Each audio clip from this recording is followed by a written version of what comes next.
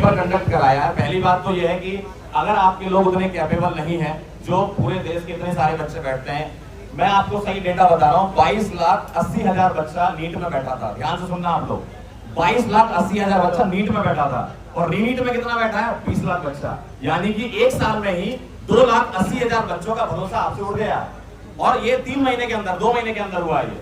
आपने एक पेपर कराया और आप उसका रीपेपर भी करा रहे हो। 2,80,000 बच्चा भरोसा छोड़ चुका है। जबकि अगर तुम सही से पेपर कराते तो वो हो सकता है डॉक्टर बन जाता। और अगले साल इस तरीके से बच्चे अगर कम होते रहे तो हम अपने देश में अच्छे डॉक्टर कैसे दे पाएंगे? जब बच्चा पेपर ही नहीं देगा तो डॉक्टर कैसे बनेगा? तो बच्चों का भरोसा अगर जीतना है तो इस सरकार को एक अकाउंटेबिलिटी लेनी होगी, एक जवाबदेही तय करनी होगी कि पेपर आपके अच्छे से होंगे। और इस साल जो बच्चे हमसे पढ़ रहे हैं, अभी आज ही सुबह मैं क्लास लेके आया हूँ, वो बच्चे ये पूछते हैं कि सर हम पेपर दें कि नहीं दें। मतलब उनको ये डाउट है कि सर अगले साल का पेपर कहीं लीक हो गया तो मैं उसको क्या जवाब दूं उस बच्चे को? तो मेरे पास भी तो जवाब होना चाहिए एज अ टीचर कि मैं उस बच्चे को जवाब दे पाऊं कि नहीं बेटा तुम्हारा पेपर बहुत अच्छे से होगा, बहुत अच्छे से सारे पेपर कंडक्ट हो रहे हैं। मेरे पास भी तो जवाब होना चाहिए उस चीज का। और अगर सारे बच्चे इस तरीके से, ऐसा नहीं कि नीट का पेपर लीक, बहुत सारे पेपर लीक हो रहे हैं, ऐसे ही पेपर लीक होते रहे तो कैसे आप भरोसा कर सकते हो इस सरकार पर? कैसे आप अकाउंटेबिलिटी सेट कर सकते हो कि नहीं हमारा पेपर अच्छा होने वाला है या हम अच्छे से पेपर दे पाएंगे? एज अ टीचर मुझे तो बहुत दुख होता है। आप लोगों को भी इतना दुख होना चाहिए कि भाई आप अपनी आवाज उठाओ। बहुत अच्छी बात है, काफी लोग यहाँ पर आए हुए हैं, है ना। आप अपनी आवाज बुलंद रखें। 20 तारीख को यहाँ से सीधे संसद भवन की तरफ जा रहे हैं। क्यों? क्योंकि वो लोग हमारी बात सुन ही नहीं रहे। यहाँ पर सोनम सर बैठे हुए हैं। सोनम सर पिछले 19 दिन से हंगर स्ट्राइक पर हैं।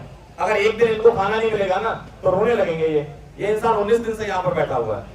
तो अगर आप सोचो ऐसा इंसान जो, भाई अगर मैं आपको सही बताऊं ना, जितनी इज्जत इस सरकार ने सोनम सर की है ना, जितनी इज्जत की है उससे कहीं लाख गुना ज्यादा इज्जत बाहर के लोग करते हैं।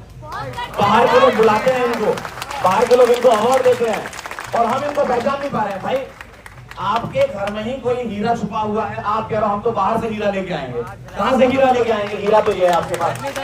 इनको ही बचा लो, इनको ही बचा लो। मैं कह रहा हूँ अगर ये जीवित रहे तो हमारे लिए बहुत अच्छा काम कर ले जाएंगे, क्योंकि इनके पास वो इसके साइंटिस्ट है यार।